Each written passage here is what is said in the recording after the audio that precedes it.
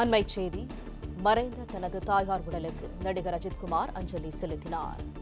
உடல்நலக்குறைவால் அஜித்குமாரின் தாயார் மோகினிமணி இன்று காலை காலமானார். இது தொடர்பான கூடுதல் தகவல்களை தருகிறார் எமது செய்தியாளர் ஆதாம். விவரங்கள் என்ன?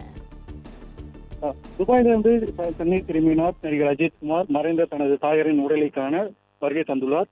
தமிழ் திரையுலகின் முன்னணி நடிகரான அஜித்குமாரின் தாயார் மோகினி வயது மூப்பின் காரணமாக உடல்நலக்குறைவால் இன்று சென்னையில் காலமானார்.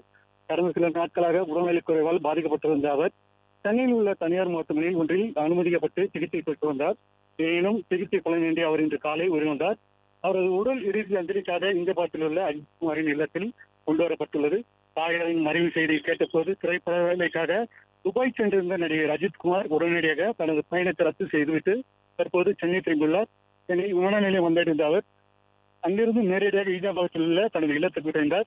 மோகினியின் மறைவுக்கு தமிழ் திரையுலகை சேர்ந்த பிரபலங்கள், இயக்குநர்கள் மற்றும் சக நடிகர்கள் மற்றும் கட்சியின் அரசியல் தலைவர்கள் தங்களது ஆழ்ந்த இரங்கலை தெரிவித்திருக்கின்றனர். மேலும் அஜித்தின் இல்லத்திற்கு நேரில் சென்று பலரும் அஞ்சலி செலுத்தி வருகின்றனர். பிளே ஸ்டோர் மற்றும் ஆப் ஸ்டோரில் இருந்து பாலிமர் செயலியை QR கோடு மூலம் பதிவிறக்கம் செய்யுங்கள். செய்திகளை உடனுக்குடன் பெறுங்கள்.